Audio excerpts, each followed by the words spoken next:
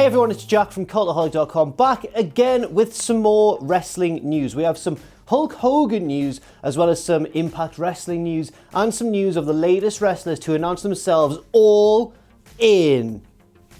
All in. They're going to be at All In on September the 1st. Yeah. But let's start off with that big Hulk Hogan news. Last night, various news sites were reporting that WWE were in talks with Hulk Hogan. That, of course, led to massive speculation that they were going to bring him back for WrestleMania 34, and then, of course, the whole debate over whether he deserves to come back after the whole racism scandal and the whole sex tape thing. But then WWE released their own statement to try and clear things up a little bit. In the statement, WWE said that they were in talks with Terry Bollea, Hulk Hogan, but it was about how others could learn from his mistakes. Now, I guess that leads to two possibilities. First, that's totally the reason why they're talking to him and they're just trying to do some kind of thing to clean up his image. Or the second thing is that they're trying to clean up his image really quickly in order to bring him about more immediately for WrestleMania or for another big event in the near future. Although, if they were to bring Hulk Hogan back, I can't imagine them doing it anywhere apart from WrestleMania itself. So, what do you think? Because I think this is quite a strange one. It seems quite late for them to be doing it in the build-up to this WrestleMania, especially because of all the controversy that surrounded him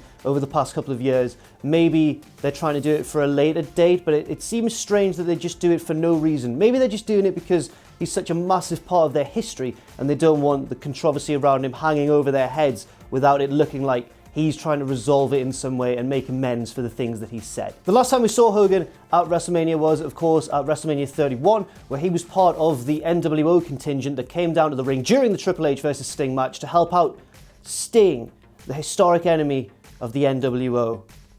It made as much sense as the rest of that match did, to be honest. Secondly, if you watched Impact Wrestling last night, you'll know that the results of the Feast or Fired briefcase were revealed in the middle of the ring at the end of the show. This gave a lot of clues as to the future direction of Impact Wrestling in terms of booking and that sort of thing, but it also led to the predictable departure of one wrestler in particular. The match itself obviously happened the week before, but this week was when it was all revealed and the briefcases were opened. So I'll just run through it in the order in which the briefcases were revealed. So first of all, Eli Drake opened his briefcase and it was revealed that he'd be given a Impact Tag Team Championship shot, which he didn't look best pleased about. He just threw the briefcase out of the ring and walked away. But he was wearing a lovely coat, which I quite enjoyed. Then Petey Williams opened his briefcase, and it was probably the best title shot for his style of wrestling. He got the X Division title shot. Then we had it was down to Moose and EC3. One of them will be fired. One of them will receive that big Impact Championship title shot. Moose opened his, and Moose has got the big title shot, and I couldn't be more excited about it. Then, if you've been watching any NXT recently, the more predictable thing happened. EC3 opened his briefcase, and it was revealed that he would be fired. He gave a great heel reaction. He said, "I made this company. I'm a Carter. You need me," and all that sort of thing. And then he went out kind of in a brave, sort of semi-babyface way when Brian Cage came out to confront him.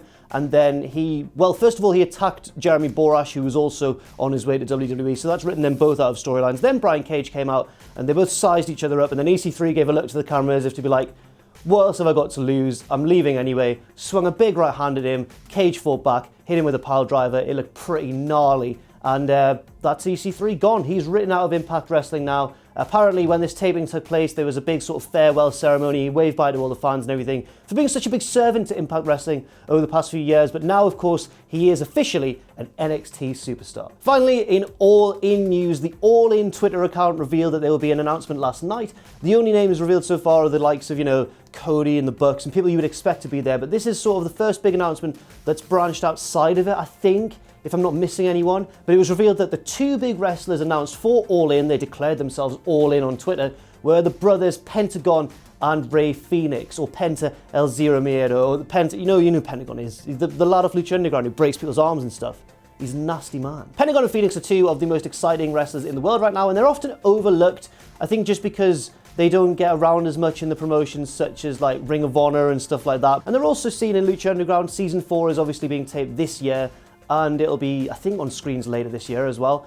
But it'll be really exciting to see Pentagon and Phoenix there. I wonder who they're going to get matched up against. I don't actually know, but they've had some wonderful clashes with the Bucks before at PWG and that sort of thing. And of course, the main event is already booked. I think that's going to be Cody versus Kenny Omega. There was another strange possibility teased by the All In Twitter account as well, in the form of Goldust, who I don't really know what his WWE contract status is or when it would expire, but he did a tweet that said it was one of those tweets that wrestlers often do where it looks like they're a bit annoyed with how it's going in WWE and they're making kind of a bid for freedom almost. Like Rusev did a few recently, although he's obviously still a member of the WWE roster. So is Goldust, but he did a tweet like that, something about "is this goodbye" or something like that. And then All In retweeted it, or quote retweeted it, and said, well, you've got a slot open on the 1st of September, which is obviously when the show takes place. And if Goldust was there, that would be huge news indeed, because, well, mainly because of his ties to Cody. He is, of course, his half-brother. But I think it would just be nice to see a big, iconic WWE superstar appear on the show as well. Again, I don't know when his contract expires, though, or how realistic this is, or if it was just a classic Bullet Club tease on social media. What are they like? Those cheeky devils. That's all for now. Thank you very much for watching this quick news video. I've been Jack from Cultaholic.com. You can follow me on Twitter at JackTheJobber. You can follow all of us at Cultaholic, and you can check out our Patreon if you want as well. Patreon.com/Cultaholic. And one more thing, never forget, of course, to join us.